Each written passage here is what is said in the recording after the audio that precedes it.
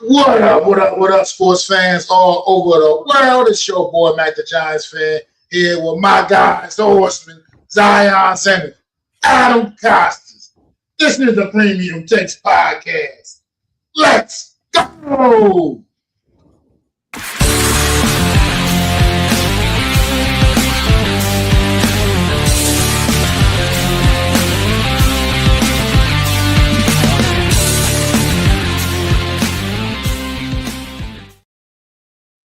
Evening, everybody. Welcome to another edition of the Premium Takes Podcast.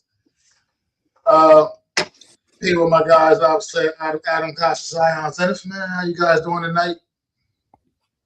I'm doing good. Ready for a day to talk sports. What a crazy finish to last night's game. Can't wait to talk about it. And yeah. I'm doing well. I'd like to lead off tonight in storytelling by Adam. So, if you guys don't know out there, my son plays flag football, and I was excited for it. But a little backstory of the team. He started in, I don't know, I think it was late May, something like that, early May. Anyways, when we sign up, there's like a little combine going on. All right, everybody's trying out, running routes, seeing you. I'm like, my God, this is how serious this was. Mind you, this is a spring league. The fall league is. I'm like, I don't want to know what the fall league is like. These people are literally running time in 40s, running sprints. And these kids are like 8. I'm like, what are we doing here? Right? I mean, obviously went up to like 5th grade, but it was just funny to watch all this going on. Right after the draft too. So after the draft, a couple weeks later, here these people are with a combine. So my son went to sign up for the team because his friends were signing up from basketball. So after basketball, these guys all signed up for flag football. We all wanted to be on the same team. That's why we signed up. So the draft happens after this little tryout and everything goes. We are sitting here waiting the next couple weeks to get our team, and we notice that we're not on the same team as our friends, and we're like, that's kind of odd. What's happening here? So, but we ended up with one of our friends from the friend group that was on our team. Now, mind you, our team was named the Eagles, not my choice, not my preference. But that's what we are. And this team was the Commanders. Now, we come to find out, Commanders coach did a little manipulation behind the scenes to get all the good players, aka some of my son's friends, on the team. Little manipulation. We're like, well, first off, kind of corny because it's a flag football league, but okay, whatever. And there's only 4 teams, so it wasn't really that. So our coach got basically what was ever left, right? Not many people knew who these kids were. So here we are, coming to the season, and we played these Commanders, right? These Commanders, this team that's coming in, they're all got their flags and their uniforms, and meanwhile our guys barely have their flags together. It literally looked like Little Giants or like the band of misfit toys. Our guys are running the wrong routes. They don't know which way is up, which way is down. The Commanders are running up and down on the field on us. We're basically running one play where one father was like, "Oh, are all you guys? Are you going to only run left this season?" And I kind of chuckled and laughed. I'm like, and I'm not the coach, mind you. I'm just over here watching and observing. So we also heard this little nugget again about the draft. So some of us parents kind of loudly were talking and like, but man, it's not fair. He drafted all the players that on the same team. That's kind of BS and some shit. So he kind of came over and told us, oh, it's just how the draft fell, bro. If this was a true draft, you wouldn't have came over and apologized. You knew you did something nefarious. But whatever, bro. If you want to win in a little kids league, fine. So we sucked it up and we took our team and we started our march, right? First week wasn't that great. Second week wasn't that great. Then we win a game here, we win a game there, and then we played the Commanders. Now, the first time we played the Commanders, it was this big deal because here we are, the first time we get to play the people that kind of, asked us, like, oh, these aren't we're the worst team in the league, blah blah blah. Well, we went toe to toe with these Commanders, and it was good. I got to cheer, but we noticed some tendencies on that team. They were very well buttoned up. Like, this guy took this seriously. When meanwhile, most of the league was kind of just putting together some teams. This kid just kind of want to get some burn. Then we played him again one more time. A couple weeks ago, we lost by a fluky pick six. Things happen, pick six. But if they didn't, we probably would have won. But here's some of the caveats. One, I was the scorekeeper in the game. So I'm standing there cheering my team on, and I'm kind of in the way of the clock.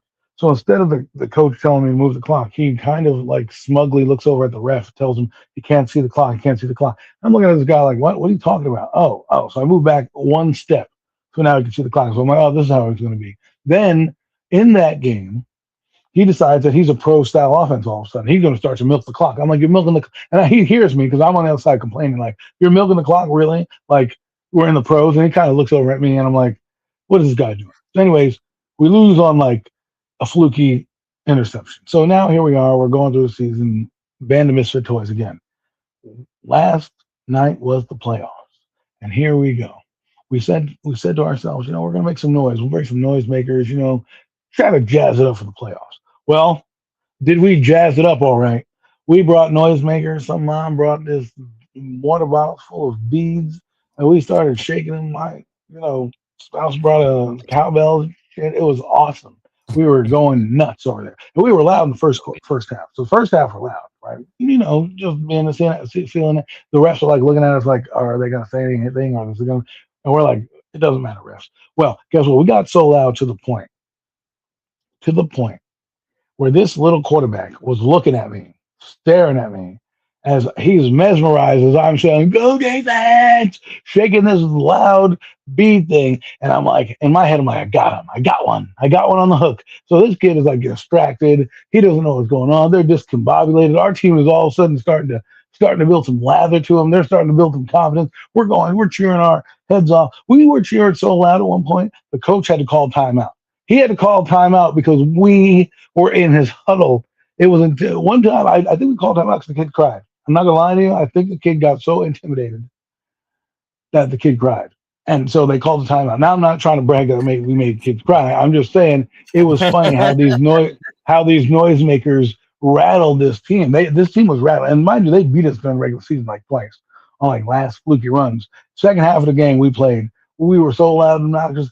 One time we had another kid look at us. He was looking dead at me, and they ran the play anyways behind him. And the kid was coming right towards him with the ball, and he was still staring at me. I was like, we got these boys. These boys are on the hook. And so we ended up winning the game, and I was like, man, what a great feeling. We won that. We willed them to win. We were loud. We were cheering. They loved us. The other side hated us. One parent walked over from our crew, and she walked over, and she's like, oh, they hate me over there. I'm like, oh, well, they hate us as well. Now, come to find out that there's another game going on and another team playing. The two teams in the other league, the two teams in the other side of the league, only 4 teams, Miami and guess who? The Commanders. So we find out the Commanders are joining the team that my son's a part of, the Eagles. Unfortunately, the Eagles in the Super Bowl. And now it becomes personal because there's many storylines that are underlying with this Commander team, right? Things happen back in the wintertime with some folks that involved myself. A parent got mad at me and he grabbed me by the arm and swung me around, put his hands on me. I was like, whoa, never thought that would happen. I wasn't even doing anything, right? I was cheering on his son, giving his son some pointers, and I guess my voice carried. So we have his kid on the team. And now they were talking all this smack. The coach was getting all smug and getting all snippy like he's running a pro style offense because he can't see the clock. He rigged the draft. So guess what? The band of misfit toys, yeah, we're coming. We're coming for that chip because nobody had us even sniffing a Super Bowl, sniffing a playoff. I mean, obviously in the league they give you this, but if you were to tell us at the beginning of the year we were sitting in this position at the last game of the year with a chance for these kids who don't know each other, minus like maybe one kid. My son knows one actual kid on the team that's like his actual buddy he goes to school with. Otherwise, everybody else is from different parts of town or neighboring towns, right? And so it was just epic to watch these growths of these kids. But here we are. And if they thought I was loud last week, I already pulled out the megaphone. I already got the batteries tuned up. I already got the noisemaker ready to go. I'm going to bring it. I made a kid damn near cry. Guess what? I'm going to make a kid shit his pants this coming next game because we weren't supposed to be here. My son is here now. And if you go there, why lose, right? You're going there to win. So here we are, the band of misfit toys who got railroaded by the Commanders in the scrimmage game, then twice during the regular season, we have a chance to meet them for a fourth time. And I think we're due for that butt kicking. So if there are any Commander fans that are out there, any of those dads listening, probably not, just know we're coming. We're coming for y'all.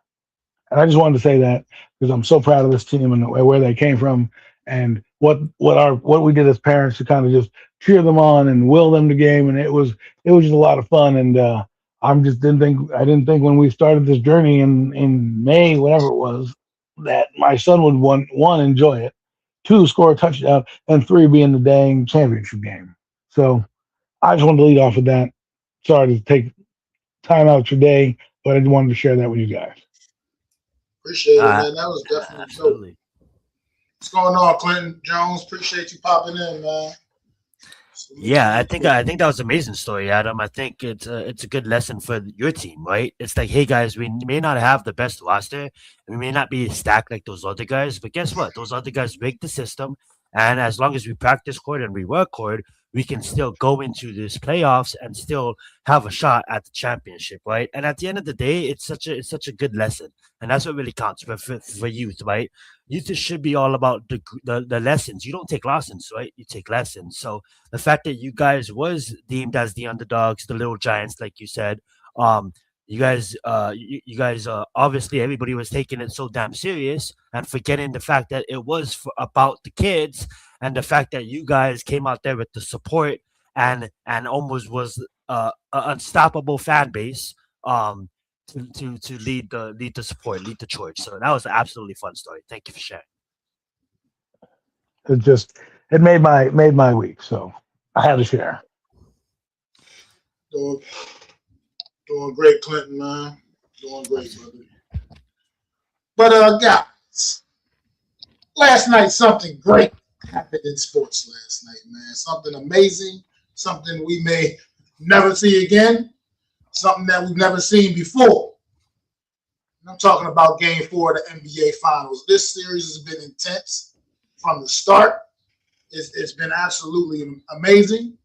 Probably the best 3-1 series I've seen that's 3-1 ever. I mean, these games have been tightly contested, and they've gone down to the wire. They've been exciting, jaw-dropping, and last night just took the cake, man. Y'all, Zion, talk to me about Game 4. Talk to me. Yeah, dude, this whole series has been up and down. It's just been amazing to watch. We have a team in the Knicks that, I was watching the game yesterday, and I was watching with a homie, and then I'm yelling at the TV, right? And I'm like, and I know these are my people. I know these are Giants fans as well, but I picked the Spurs mid-season, and I can't really jump off the bandwagon now because they're in the finals. So I'm watching the TV, and I'm yelling at the TV saying, "What are you guys doing? You can't be doing this. This is horrendous basketball that the Spurs started playing in the second half." And my friend looked over at me. He's like, "Yo, why are you so mad? They're up by over 20." I'm like, it doesn't matter. The game's not over until it reads 0-0-0 on the time clock because we're playing the Knicks. And the thing about the Knicks, I have to say, they are one well coached unit, and they definitely believe to be down 29 points in the finals and to motivate and to not even think, like you could just tell the look on their faces. They the whole world thought they were out of the game, right? But not them. They believed. And I can get into a lot of mistakes that the Spurs made, but let's just focus on the Knicks and what an amazing comeback that they had last night. Now, what I will say going forward, they have to close it out, right? You can't have this over exaggerated huge moment and then go and shut the bed, right? So they got 3 games. They just stole the momentum from the Spurs. Now, let's see how the Spurs respond in San Antonio. They'll probably take that game, and we'll talk about that when that happens. But just focusing on last night's game, I want to deep dive deeper, but I'm gonna let Adam make his points before we do. I'm just gonna end my take by saying, "What's up, Dan? Thank you so much for joining us." And I was so happy that I got to watch that game from beginning to end, and I was glued to my TV because it's not over until it's over when you play a tough team like the Knicks, and I have a lot of shit that I want to talk about the Spurs, especially Fox. But I'm gonna let Adam say some of his thoughts about the game, and then hear your thoughts, and we can break it down. Go ahead, Adam. Well, like Mac has said, these series have been pretty amazing. You can clearly see these two teams deserve to be here. You can clearly see these two teams were the two best teams in the playoffs, respectively, for a reason. I will say this: the Spurs, I feel like the first game, and maybe I'm making excuses for them, but first game, I was like, all right, they lost because of fatigue. Game 7, okay, I understand why you lost. Up what? They were up like 24 points. Knicks came back. They kind of got worn out. So I'm like, all right, fine, I'll give you that loss. Then in game 2, Wemby throws a pass to somebody who wasn't looking, and Yeah. kind of cost them in a crucial moment of the game. The game technically wasn't over, but in a crucial moment in the game, that play happened. And then the games they won in game 3, they had some of those issues happen as well, but they were able to overcome that. They played like a flawless second half. There was no turnovers, nothing happened to them, right? And that's been kind of their MO, right? I think, and the one thing I will say in that game, game 3, the third quarter was huge for the Spurs bench. They outplayed the Knicks bench in that quarter to kind of preserve the win. So then come game 4. Here we are. Now, the Spurs, unfortunately for them, they didn't get out to a 40-point lead. Because if they had a 40-point lead, they'd probably win the game. But they had only a 30-point lead, which should be surmountable enough to win a basketball. But we know how this Knicks team does things, and how this Knicks team plays, and how what they've done over the past playoffs. The guy Mike Breen was saying, well, they came back from 24 down against the Cavaliers. So you're like, well, if there's one team that can do it, it sure is the Knicks. Now, in my head, I'm looking at this like this. First off, the Spurs had an historic first half, an absolutely historic first half. They broke like 3-point records in the first half. They hit so many dang threes, right? Yeah, They were hit flowing. The 14 and Knicks, 6 for threes. They the hit 14 the threes. Knicks the Knicks look lost, which, by the way, they looked lost in every game. Every game has been the same story. The Spurs get out to this tremendous lead, and they can't hold their water. So last night, after watching this game, and I guess we're going to break it down. I don't want to break it down further than that. But after watching this game, what I realized is the Spurs are young, and the moment is getting to them, and the pressure is getting to them in these moments. Because at some point, you can make an excuse for somebody, but then you have to realize how old these kids are and what's happening and what's leading to their losses. Right? It's not like they're necessarily getting outplayed. They're just bad shot selection. There's costly turnovers. There's just things that have kept them from getting over the top that they didn't do and they didn't reflect on in game 4. Right? In game 4, they won the game, came out for 3 quarters flawless, and then the fourth quarter they collapsed completely as the Knicks chipped away at that lead. And you got to give credit where to the Knicks. I think the series is over, but I give credit to the Knicks for fighting back and winning the game, and that's why you play. That's why they say you play the games to the end, to the final buzzer, right? Because you never know. And these in the NBA, the buzzer beaters are one of the things we talk about. Well, that's why you play to the end. But I don't want to get too much. I know we're going to break it down. Those are some of my thoughts. Awesome, man. Like, look, this is just what it is like you said. I think the Spurs are just about a year early, man. I mean, the Spurs are probably about to become a dynasty in this NBA. It's just not starting this year. That's it. I mean, I think they're about a year. They're, like you said, a very young team, but that talent on that team is undeniable. The defensive pressure they put on the Knicks and how they've been D'ing up Jalen Brunson and making every shot, making him earn everything that he's getting out there throughout this entire series, man. This Spurs team, I mean, like I said, it's just not quite their time yet, but their time is about to come. Trust me and believe that. Wemby is just, I mean, he's unstoppable out there, man. I mean, truly, when he wants to be, there's not nobody in the league that can do a damn thing about Wemby. And but this Knicks team, it's like you guys said, it's the will. No matter what, nothing phases this basketball team. And I think that's one of the biggest issue in this series is the Spurs. The Knicks are taking the Spurs' absolute best shots. I mean, they're taking their best shots and they're still battling their way back. Even though they couldn't quite make that comeback in game 3, they completed that comeback here in game 4 once again. But this team just will not quit, will not die. It's like they just won't go away, man. And if people use the word team of destiny, that's what it is. That's what we're looking at right now. A team of destiny. That's what it's meant to be. The stars have aligned. You know what I mean? And it's meant to be for the New York Knicks to bring one home, man, back to New York, man. It's been a long time, 53 years, I believe, or something like that. It's just crazy. And the atmosphere has been electric. The Garden went crazy last night. OG, I'm not even going to talk about OG quite yet. Not even going to talk about OG quite yet. And then just also in this series, I'm gonna put it out there, especially in these last couple of games, these last few games in particular, man. The officiating has been questionable at best at times. I'm sorry. Look, if you're gonna let these teams play physical, let them play physical, but let them both play physical. You can't call it one way and not be calling it the other. That's all. It's been a little lopsided in that regard. Mike Brown, after the game 3 loss at the Garden, I agree with Mike Brown, man. That to me just seems a little bit off. Where you got one team going to the line 24 times, 24 times to 8. The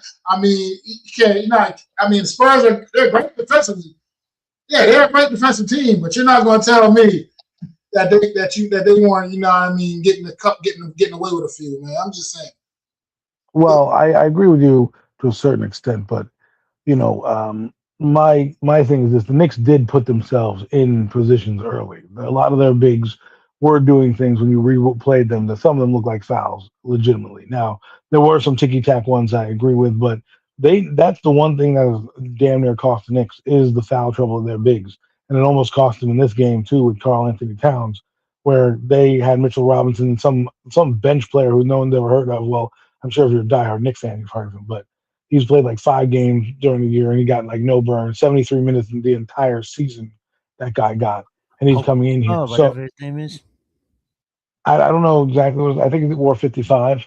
I think that's what his number was. Just call him and off the bench. And so to counter your point, though, I will say this: the Spurs.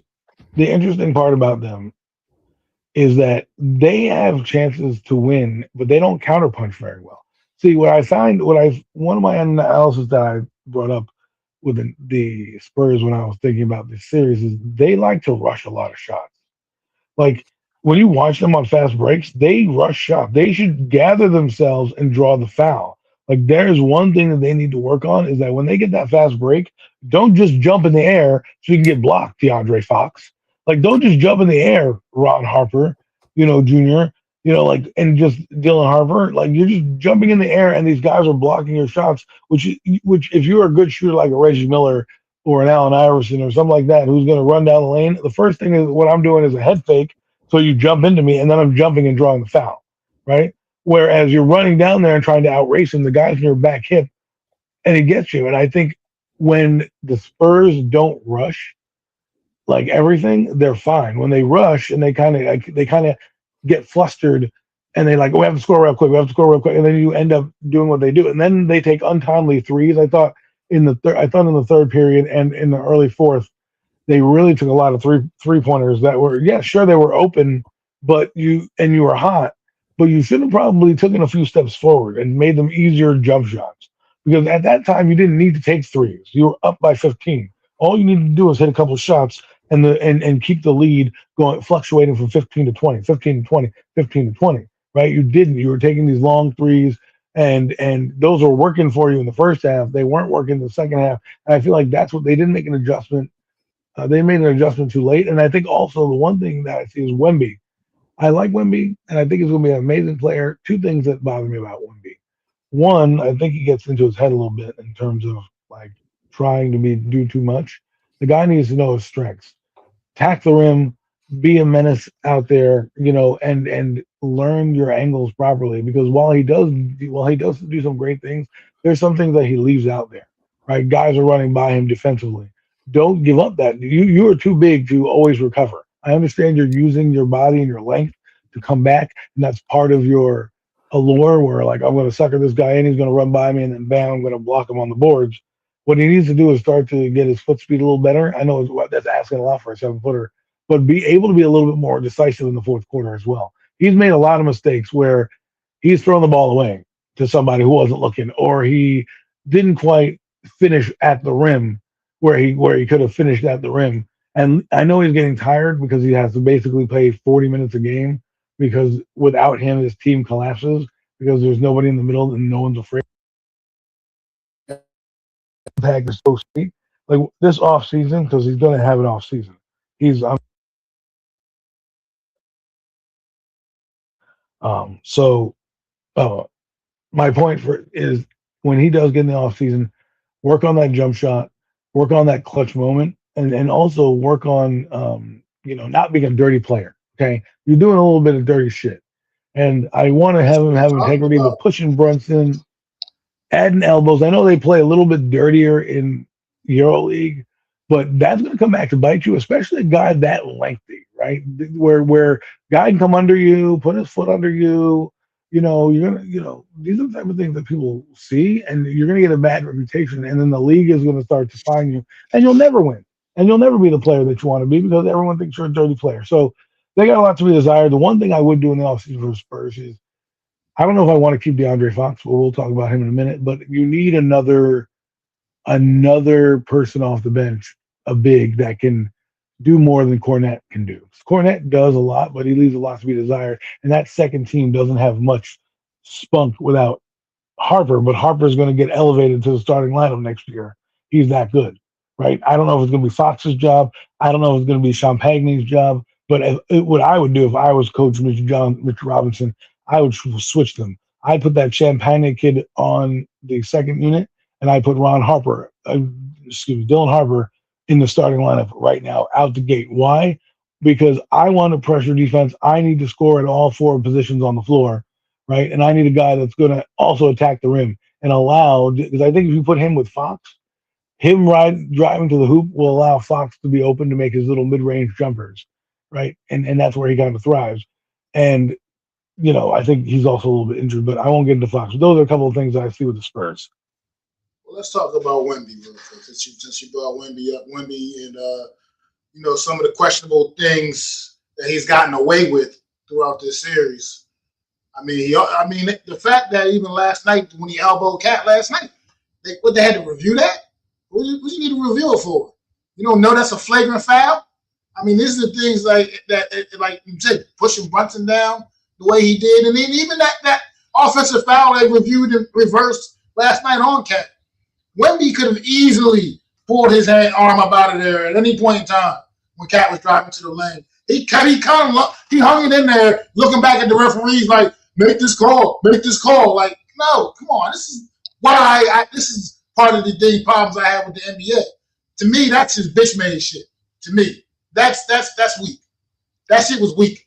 And the fact that they gave him the benefit of the doubt and put Karl Anthony Towns in foul trouble that early in Game 4 last night was absolutely ridiculous to me. Even that first foul that he got against De'Aaron Fox down at the beginning, right out on the first day of possession, that shit was weak too. But damn, I lost my train of thought for a second. Hold on.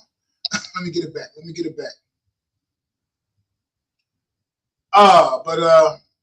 It's just, to me, Wemby's been getting away with murder. Personally, I feel like I think he's been allowed to be a little more physical than they allowed the Knicks to get, man. And I think Karl Anthony Towns had that amazing Game 1, and then ever since then, it's just been like now all of a sudden you're calling this, that, this little ticky tack shit here, this little ticky tack shit there, and I think that's kind of, it just looks a little suspect to me, in my opinion. I don't know. To me, it just looks suspect. It looks like the fix is in a little bit. It just seems like but that's the greatest part about the Knicks, right? They're overcoming that sort of those I guess fixes, as you would call it, right? I don't know any other term to do it. That's how good they are, because other teams probably would succumb to those, issues. And Wemby, Wemby. I like Wemby. I really am. I want to like him, but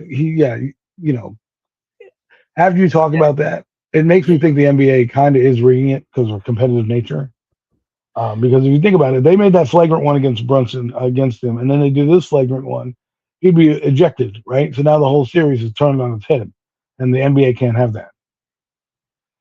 Right. yeah. That's the way I look at it too. I mean, like, I'm not like, I think like, yeah, he's getting away with a lot of shit, and it should be called on both sides. But the Knicks are overcoming it, but they shouldn't have to be in a position to overcome it. I think there's some calls that shouldn't like be called. And yeah, if he gets one more flagrant, he's going to be suspended 1 game. So like at the end of the day, it's probably going to go different. I kind of I look back at the Spurs versus OKC and how much OKC, how much like people could say that the refs was fucking on OKC side throughout that series, and the Spurs overcame it. And then look at the Knicks, they're overcoming it. I'm not trying to get off that subject because we can come back to that subject because I think you're absolutely right on that subject, Mac. And I'm not trying to take that, but I just think to fall off of what you guys were saying earlier, I think the Spurs they don't know how to close basketball games, right? Adam laid down like everything, and I want to touch on that too. To start off the game, yes, you can say some of that's not fouls, but Towns need to do a better job at not. I know it's we just got that subject, but not putting his team in a predicament where Mitchell Robinson has to come on the court because that guy is a total bum. And like, yeah, he had a good series. He shows up sometimes, and then he just disappears. And he needs to be more physical. I like to call Mitchell Robinson a definition of a soft center. He's like an 8-10. I mean, like, use your body, get more physical. And with Towns out, that what kind of led to, with Towns not being on the court, Well, he's what kind also of led to injured. that is true. But at the end of the day, Towns been a big throughout his career to get into foul trouble. Not so much as other bigs, but he is up there. And like I'm not trying to call out Towns. It's not his like go on the game. But what I'm trying to say is going forward, like I want to see him like stay on the court. Get into the game itself with the Spurs. They were legitly just out coached the second half, and I don't know where the coaching went in the second half. I blame the coach. I blame the players. I mean, like, what are you doing having Victor on the perimeter and not in the paint? And why are we taking so much threes? I mean, like, you guys are literally up, and you're literally like missing 8 threes in a row to spark the flame to have a great one by the Knicks.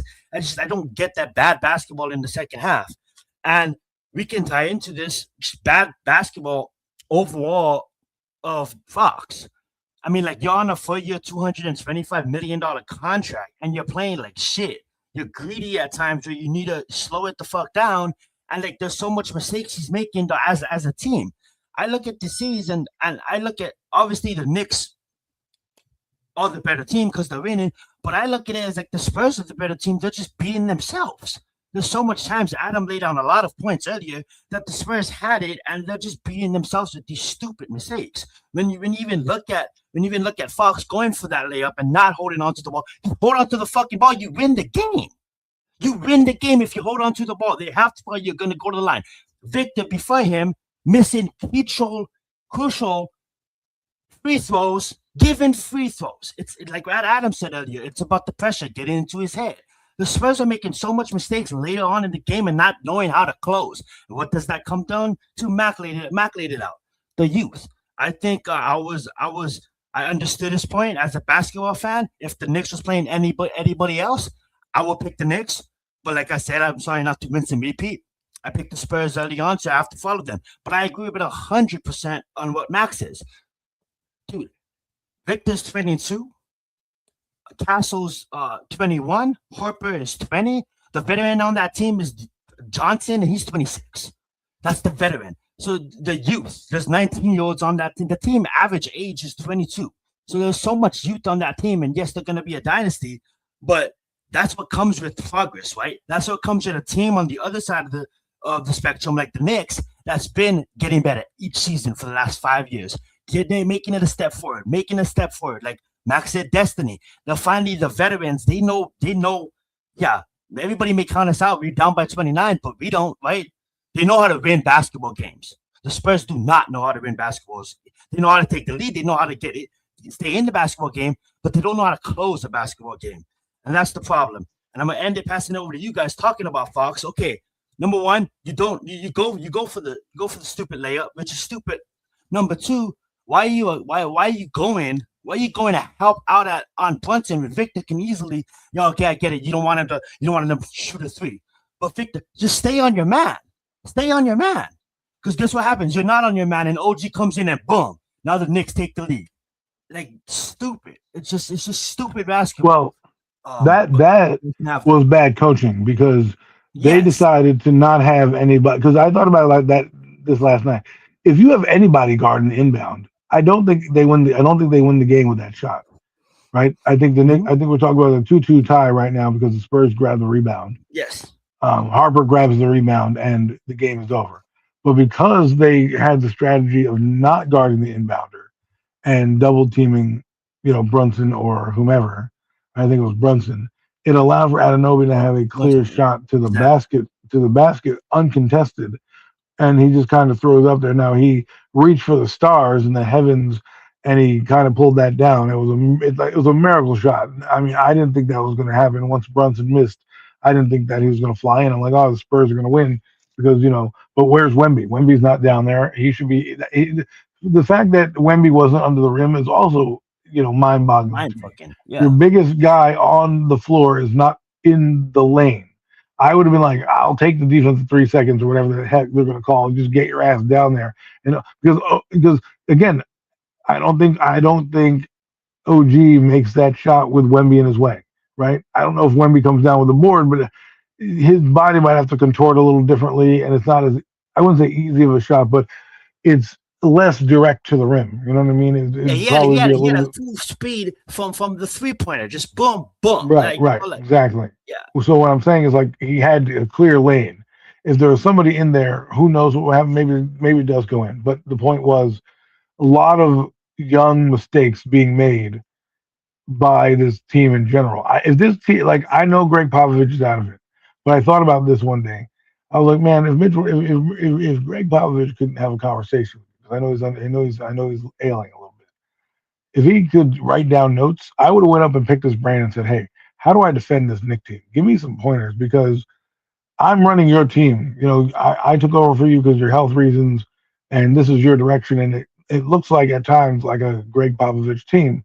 However, there are times where they're not. Greg Popovich would have never have had these mistakes happen in this moment. If Greg Popovich was the coach, I think it's 3-1 the other way with Greg Popovich, right? Because I don't think he'd have a buttoned-up team. He'd have a good rotation. He'd know how to counterpunch better, and he'd have his team ready for moments. Basketball to someone's fucking back. Well, yeah, but like DeAndre Fox did that too. Like, what was he doing? Like, these guys aren't looking. And it's funny because you practice with people and you're supposed to get a report. That's why you have practice. We talk about it all the time. Like, oh, Jackson Dart, with Isaiah Likely, they're getting reps. This, that, and other thing. DeAndre Fox, I expected more from you, man. I knew you were a star in Sacramento.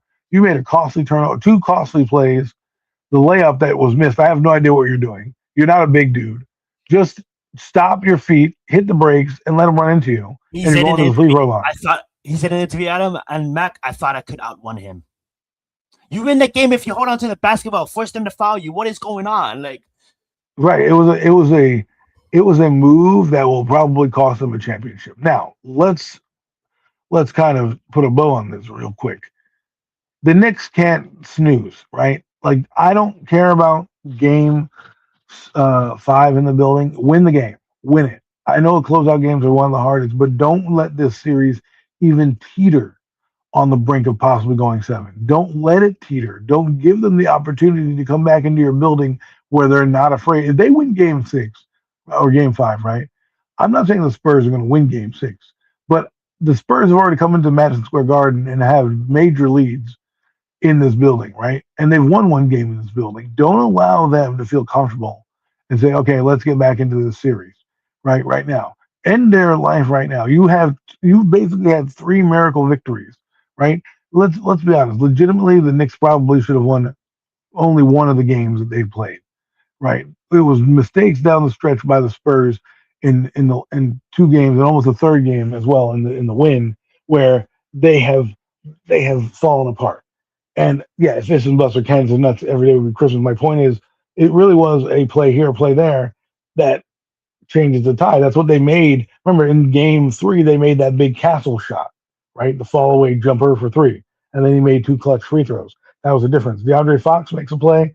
Wemby hits those free throws. We're talking about a different ball game. So my point is, if you're the Knicks, don't let them have a pulse. Go into their building, end it real quick, put them out of their misery, and bring the trophy home and have your parade on Tuesday. Here's the thing, though. I think that you're gonna get a victor. That's because you always, after a loss, you always comes out stronger, right? 8 points in the second half doesn't cut it, right? Coaching needs to get better. Team wise needs to get better. I want to let Matt talk because he hasn't talked for a while. But that being said, I had them going back 2-2. And like I legitimately said that before they even played game 1 at Madison. I said everybody's thinking they're gonna come in and close it, but the Spurs are they're a tough road team. And even though it's Madison Square Garden, that's a tough team to beat. Obviously, the Knicks lost one, and then they were supposed to lose another one. But on the miracle game, I'm so happy I was alive to witness it. It's going to go down in history as one of the greatest comebacks of all time, and then obviously one of the greatest comeback in the finals history.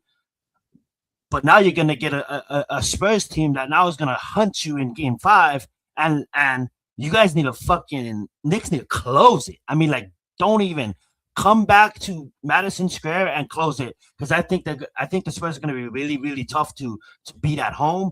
They need to take game 6. Don't make this go to game 7, because if this go to game 7, I mean, like, don't give them that chance. You guys have 3 games to do it. Close it out.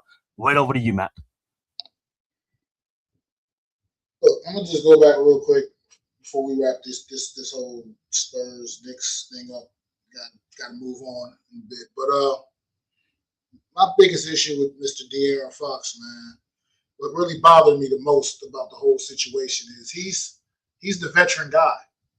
He's supposed to be the guy that's not making those kind of mental mistakes down the stretch in clutch situations like this. He's the guy that this Spurs team depends on to be that leader. I mean, we obviously know Wemby is the best player on the team for obviously. But, I mean, Fox is pretty much the second best guy. I mean, he's been their second best guy all season. And at this point, these are the moments that he's getting paid that big money for. And it's disappointing to see him making those kind of errors. I mean, that's just basic basketball 1-on-1 right there at the end of that game. You don't go up. You don't need to score right now. What you need to do is dribble the timeout or force them to foul. But going to the basket, that's just stupid. It doesn't matter. I thought like that. That was the stupidest shit I heard. Because what are you doing? That's basic basketball 101. It's just, to me, in the turnovers, like, I mean, he picked a hell of a time to have his worst game of the series. He picked a hell of a time to do so. I mean, he's really been strong in the last couple of games, in games 2 and 3. He was really strong for this Spurs team. Last night, he shit the bed, for lack of a better terminology. But as far as game 5, look, the Knicks got ice water in their veins, man. Look, they've taken the Spurs' best shots.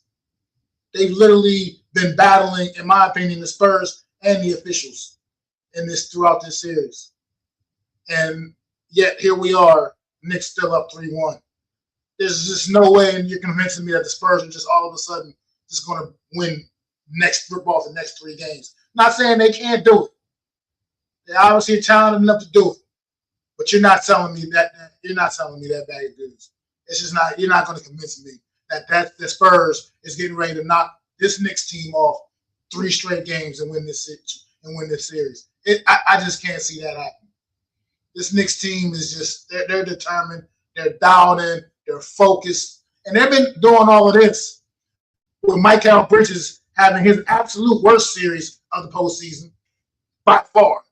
I mean, Bridges has been basically definitely on the back of a milk carton. Bridges basically invisible. He's been basically invisible. got himself into big time foul trouble in that game 3 where he got into the big foul trouble early.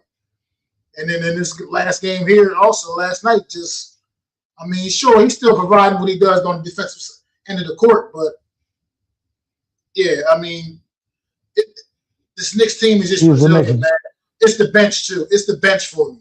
The bench is also. I can't say enough about Alvarado, Shamit, these guys coming off the bench, man. I can't say enough about the effort you're getting from these guys, man. I can't remember the other kid's name, but he's been coming in and giving this team a spark in the last couple of games too over here in the Garden.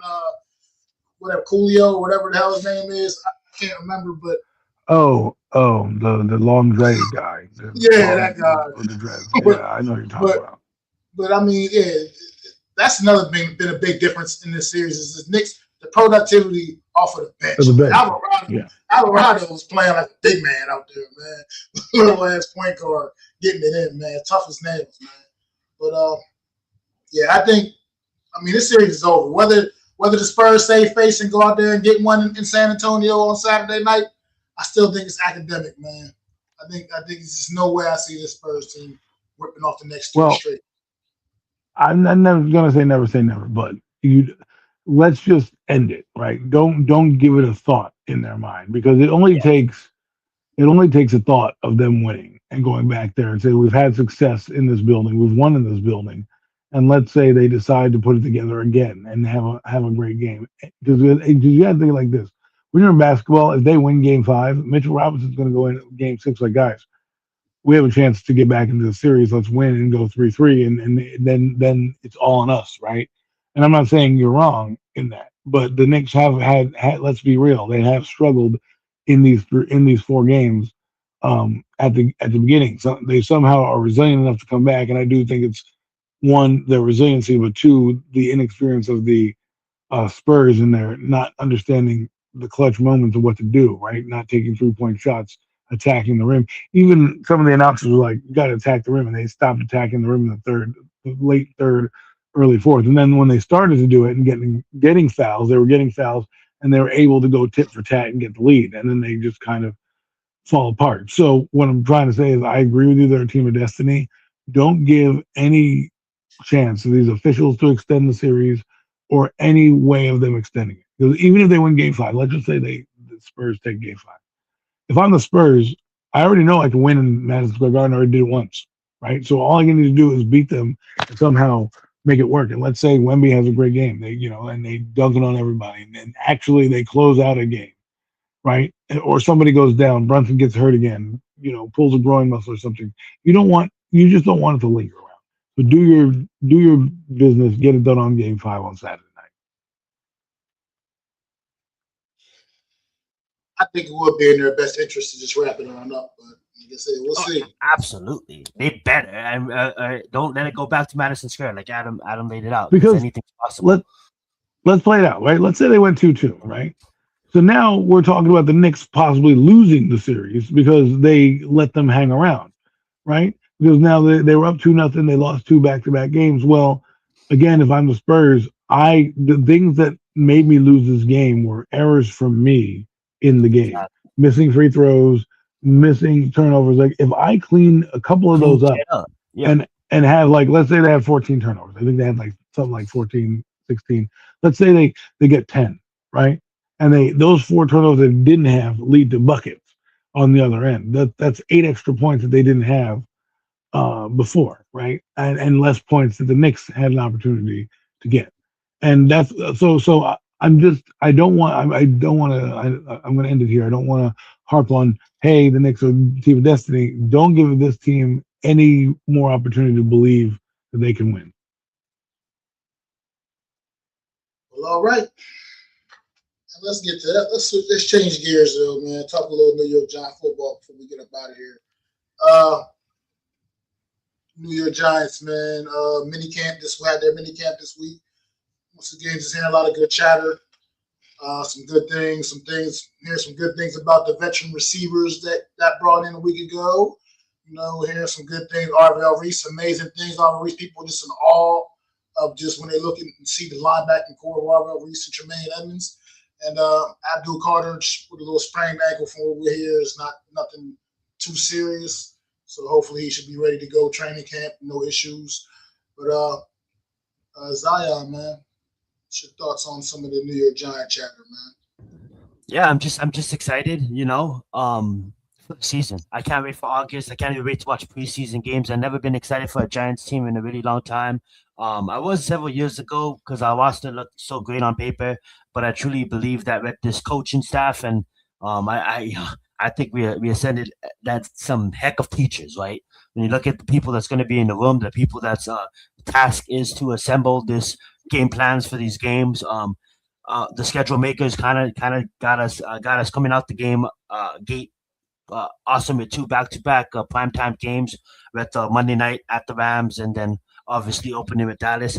That being said, though, I'm just super excited. I love the fact that nothing. Don't want to jinx anything, but we're not hearing anything like we did in recent years. Everybody's remaining healthy and looking at these rookies. I love how they're performing. I think they're gonna be a big addition to this roster and come up straight out the gate. Obviously the rookies are gonna have to learn, but I honestly think that this defense has the opportunity to be really really great. And I know I said it in years past, but I think we didn't have the right coaching in the building.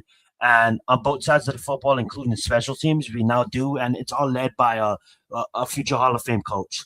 And then when I look at the wide receivers we brought in, you know what I'm saying? Obviously, they're competing, they're camp bodies, and it just brings more competition, right? These are veterans that these young receivers and even young players can pick their ears, can talk to them, you know what I'm saying, and just establish connections. And I just love how fun New York is right now, right? We have the Knicks winning. We have just the city feels alive, right? When sports are doing good in the city's always alive. But it's the NBA, the NFL is always better with New York teams winning. And when I look at us, I've been watching a lot of Giants content that they've been releasing, just having fun. It's good to see ex players come and talk to the team, some legends. You know what I'm saying? I know we had that in the past, but this year just feels different. The whole culture. I know that's a cliche word to use, but I feel like we're actually building a family. Not just a team. I think we're actually building a family. It was fun to see videos that the NBA released on their timeline on their YouTube channel of.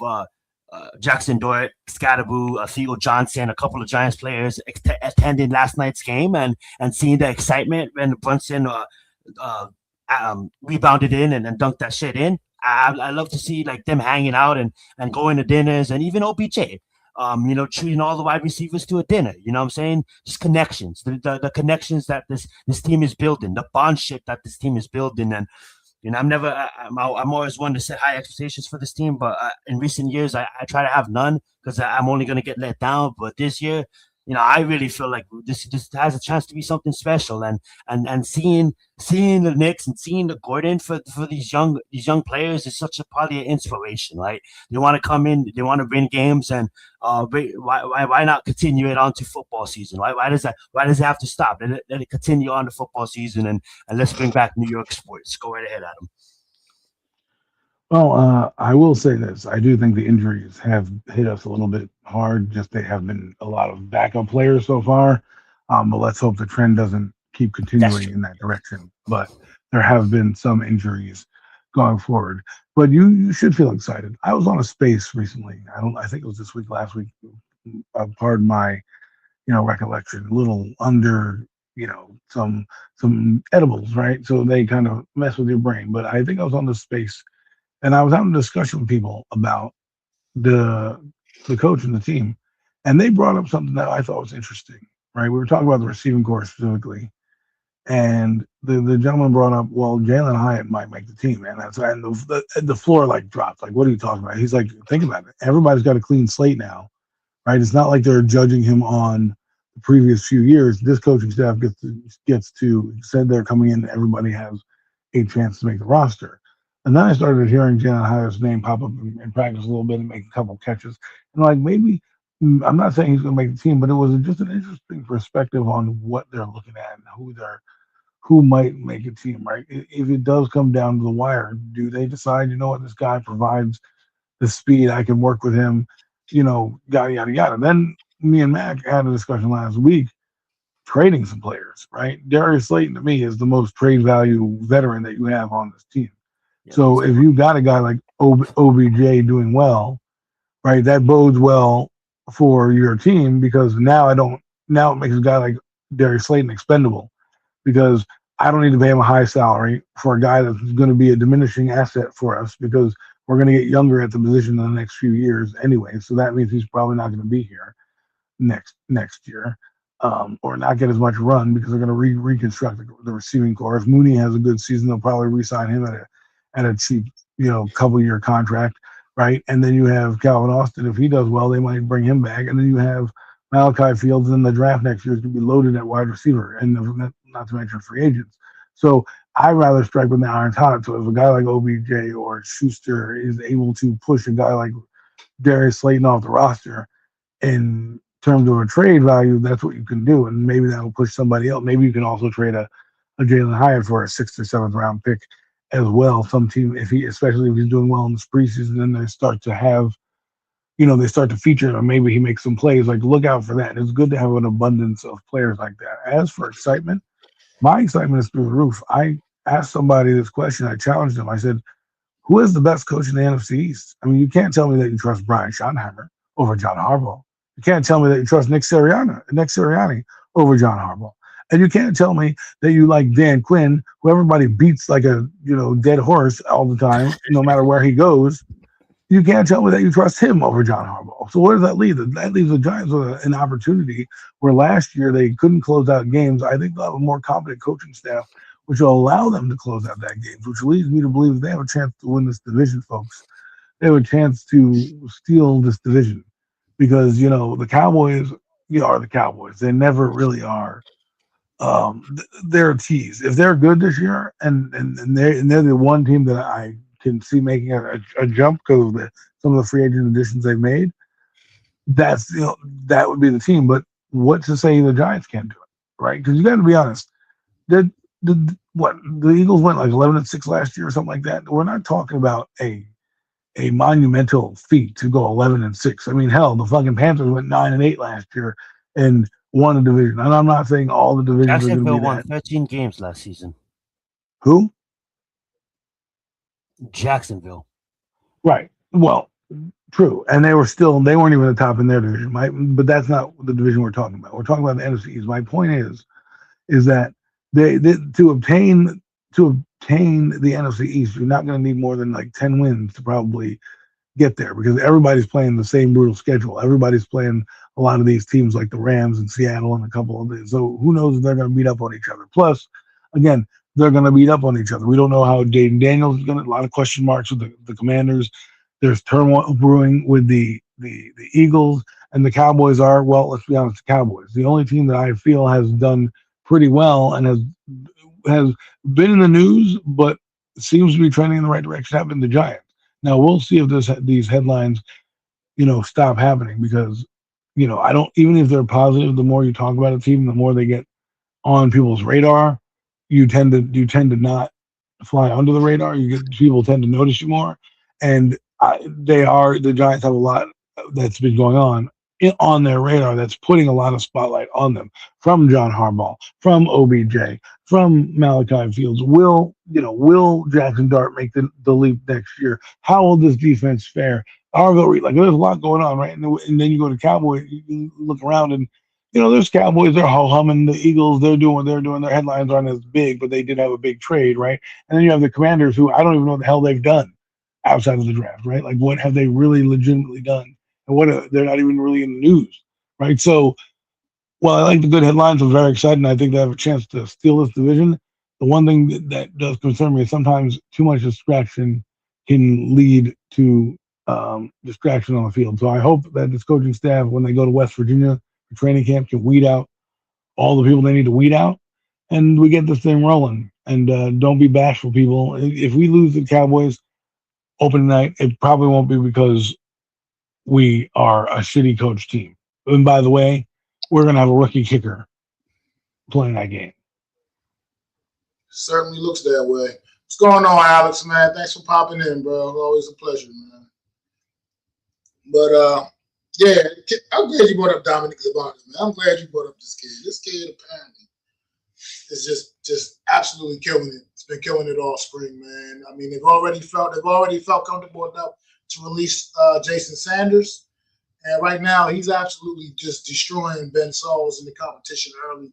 As far as right now goes in the spring, man. So you're right, man. He made this one a rookie kicker out there, man. Who knows, man? This kid's as good as advertised, man. They had a kicking problem could be solved in New York for many years, man. Hopefully, but Well, it's interesting you say that because I don't think I would have gotten rid of Sanders. I probably would have gotten rid of Sauls first, right, and then let the kid earn it over the rookie because well, I like this kicker, and they did this in Baltimore. Apparently, they did the same thing. They kind of brought in a young guy. I want the pressure moments. That guy Sanders has been in pressure moments, right? He's had some pressure kicks. He's been in the NFL a little longer, and just because you can kick 60-yard field goals in great weather in MetLife, right? What happens come winds, let's say at night at MetLife Stadium that are different than the wind on the practice field? You know what I'm saying? So well, I hope it works out. This guy's got a boomer of a leg, and maybe that'll help us offensively. well, I mean, John Harbaugh kind of did explain that his thought process into that why Sanders was the guy that he let go. His thought process kind of leaned towards the fact that he felt like Jason Sanders' leg is not necessarily cut out for kicking in MetLife Stadium. I mean, that's flat out basically what he said, something to that effect. Like he just doesn't. Well, that's good then. I mean, I didn't listen to the interviews like you have. I haven't been that caught up, but that's good. That's good then. You know what that is, Mac? That's coaching. So he also said like if anything, if we need him, if he's still available, we can always bring him back. He's not. The Jets already scooped him up, Oh, there which you is go. fun. Which is funny. Which is funny. Yeah. That The Jets, the MetLife scooped Stadium. him up. He But can't kick at MetLife Stadium, and he's but not hey, kicking MetLife Stadium. hey, Aaron Glenn and the company see it a different way, I guess. Whatever, you know what I mean? Look, that's what I mean. Is they're paying attention to detail. Though. That's what got me so excited for this season, man. Mini camp, like I said, it's in the books, and I can't wait for these guys to go to West Virginia for training camp because that's going to be where it's going to really all come together. Out there in West Virginia, out in the sticks, all they're going to have is each other, man. It's going to be like that Remember the Titans moment, man. Like when they were down in Gettysburg, just away from them, and you just come together as a way of bringing you together, man. You guys, like you said, they're going to be eating every meal we share, eating every meal with each other pretty much. Hanging out, nothing, like I said, nobody but themselves, man. And they're going to be able to focus on nothing but football, which is what brings me to our number 5 overall pick, man, our first round draft pick, Mr. Arvell Reese. This kid, man, this kid's so impressive. He impresses me not only on the field, but off the field, just the way he carries himself, his demeanor, the fact that he is absolutely locked in. He is locked in. When they were talking to Arvell Reese and they asked him about what he did after he signed his contract, what did he make a big purchase? He was like, I went back to the hotel. Went back to the hotel and got ready for practice tomorrow. The next day, like just like that, like that's it. He said, I already got a car. He said, I got a place. I got an apartment. He said, I'm good. You know, he's like, this kid is dialed in, man. He is all about football, man. All about ball. And you can't. I can't imagine any way that this kid's gonna be a bust. I just can't see it. This guy, man, the things you hear about him practice and running Defensive rookie of the year coverage with the running backs down the field in practice. It's I'm going amazing on a limb. things I'm hearing about him, man. Absolutely. I'm right I'm there going with on a you. limb. Premium takes. I'm probably going to reveal this for our NFC show that we're going to do, but I'll do a spoiler. My defensive rookie of the year is going to be Arvell Reese. And I'll leave it at that. And me and Mac, when we get to our show and we discuss our things and kick off the season and give our awards, you're probably going to hear that again. But I'm saying in the entire NFL, not just the Giants, I'm saying the NFL, I am going on a limb and going to say, and I've never done this, but I believe in this, in what he's doing. I believe in where they're putting him, and is not going to come in on the sack numbers. So if you're looking for him to be a double-digit sack guy, that's not what he's brought in here for. He's brought in to be a 150 tackle guy, and a 6 sack guy, and tackle for loss kind of guy, and a weapon out there. on the field, a guy that can blitz, bring home on the like. We haven't had a linebacker blitz. I don't even know how long. A guy that's going to run a damn running back over. That's when he comes in the backfield, right? I'm not talking about because there's different responsibilities for an edge rusher to a linebacker. I think you're going to see this guy when the end of the season comes out, and maybe the Giants are in the playoffs, maybe they're not. Let's hope they are. But come season honors, this kid's going to get an award, an NFL award. Absolutely agree. Now you're gonna be lined up next to Tremaine Edmonds. You gotta go worry about Tremaine Edmonds as well. This defense has potential to be really good.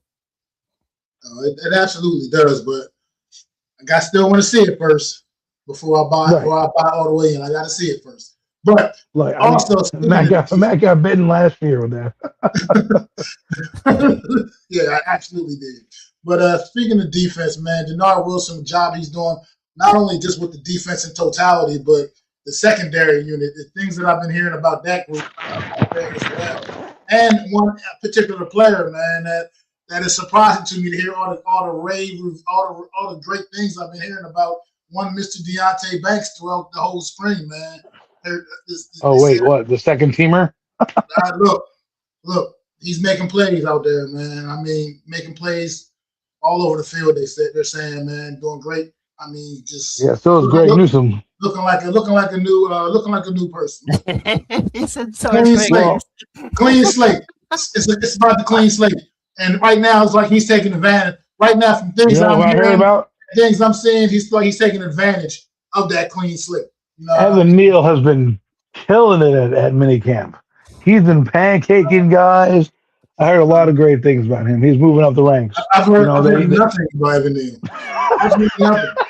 I've heard nothing. I had some good takes on OBJ. You know what I'm saying? I was making that up. Evan Neal probably not going to be the team. I think has a great opportunity in front of him. Go ahead, Adam. I mean, I do want to hear that, but I also heard that Newsom's doing well. You still got guys like Phillips there. You have a Debo, so he has a tough hill to climb. Hood is him. And you got Hood, who's been drafted by this regime. So if I'm keeping 5 DBs, he might make it. He might make it on there because guys like Art Green and the lower end stink. But that's the only reason why I don't think he's going to usurp Newsome, who's having a great camp. I think they're going to keep Phillips out there, and I think Adebo's got too much money to not put him as a starter. And then you got Hood, who's also, making a comeback. I think if they keep 5, Deontay's going to be 5.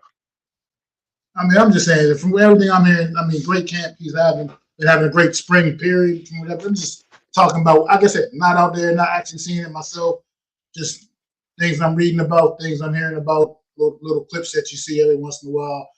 I mean, it just looks like a guy that maybe perhaps the light bulb may have come back on. I mean, Denard Wilson is a D-backs coach before. He was a defensive coordinator.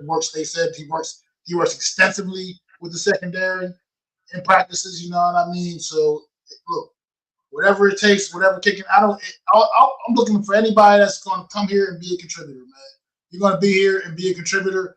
That's what it's all about. And if a guy like him can turn his career back around a little bit, I'd rather be here than go off somewhere else and watch him do it somewhere else.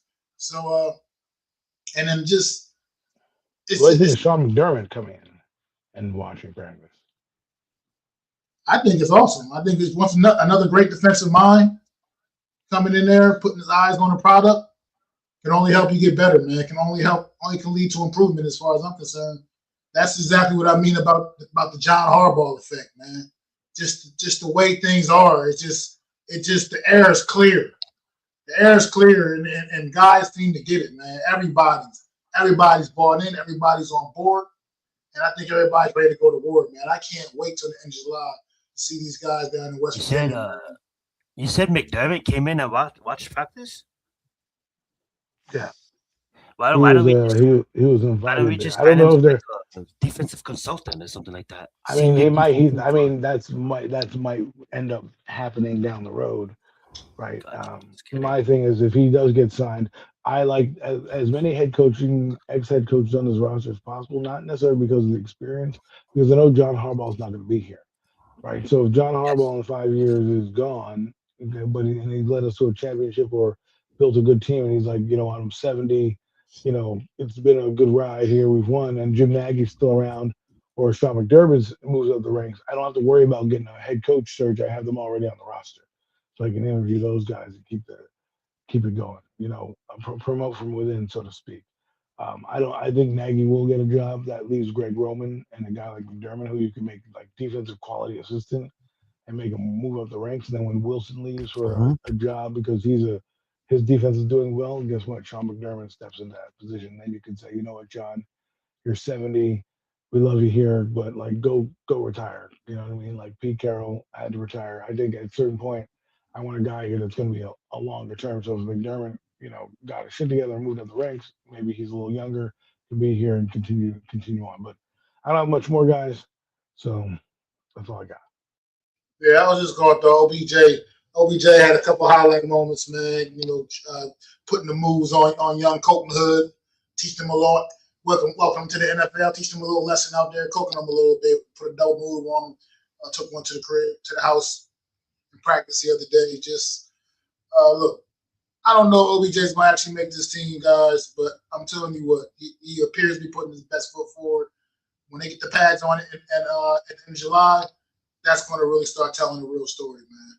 I want to see him how he does when he gets some real contact and all of that. I think that's the next step we need to see from OBJ, man, is how he deals with contact and the physicality of the game at this point still.